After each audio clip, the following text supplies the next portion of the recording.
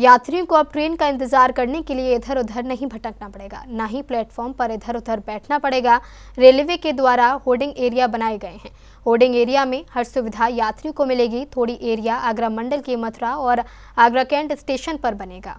जब भी कोई त्योहार होता है, परीक्षा होती है या फिर मथुरा, प्रयागराज या फिर किसी हिस्से में बड़ा पर्व मनाया जाता है, त्योहार मनाया जाता है, तब स्टेशनों पर भारी भीड़ नजर आती है। यात्रियों को बैठने के लिए असुविधा का सामना करना पड़ता है। तमाम यात्री इधर उधर भटकते हैं। परीक्षार्थियों को भी सड़क के किनारे बैठना पड़ता है, लेटना पड़ता है, लेकिन अब ऐसा नहीं होगा। रेलवे अब स्थायी होर्डिंग एरिया बनाने जा रहा है। होर्डिंग एरिया आगरा कैंट और मथुरा जंक्शन रेलवे स्टेशन के बाहर बनाए जाएंगे। आधुनिक सुविधाओं से पूरी तरीके से लैस होंगे। यात्रियों को किसी प्रकार की परेशानी का सामना नहीं करना पड़ेगा। अभी हम यात्रियों की सुविधाओं को ध्यान में रखते हुए मथुरा जंक्शन एवं आगरा कैंट पर होल्डिंग एरिया का कार्य स्वीकृत कराया गया है। अभी होल्डिंग एरिया का शीघ्र निर्माण किया जाएगा। फायदा क्या होगा? उससे फायदा ये होगा कि हमारे त्यौहार होते हैं, हमारे फेस्टिवल्स होते हैं, एग्ज़ाम होते हैं, तो कभी कभी एक साथ जो है स्टेशनों पर यात्रियों का दबाव रहता है। उसको ठीक से हैंडल करने के लिए होल्डिंग एरिया का निर्माण किया जा रहा है।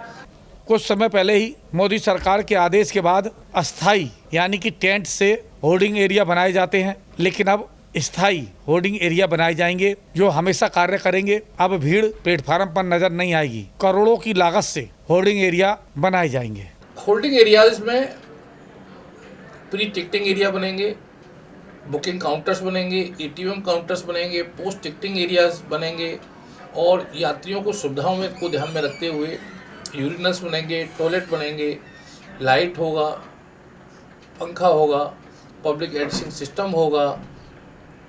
ये बैठने के लिए जो है सिटिंग अरेंजमेंट्स होगा।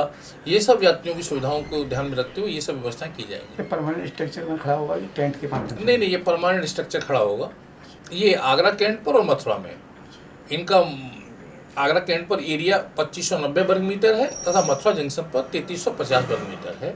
दरअसल तमाम मौके ऐसे होते हैं जब भारी भीड़ स्टेशन पर मौजूद होती है। ऐसे में भगदड़ की स्थिति बन जाती है। कुछ समय पहले भगदड़ हुई थी, कई यात्रियों की जान चली गई थी। यही वजह है कि रेलवे ने होर्डिंग एरिया बनाने का फैसला लिया। अब तक अस्थायी होर्डिंग एरिया बनाए जाते थे, लेकिन अब स्थायी होर्डिंग एरिया बनाए जाएंगे। अब यात्रियों को ट्रेन का इंतजार प्लेटफार्म पर नहीं बल्कि होर्डिंग एरिया में करना होगा।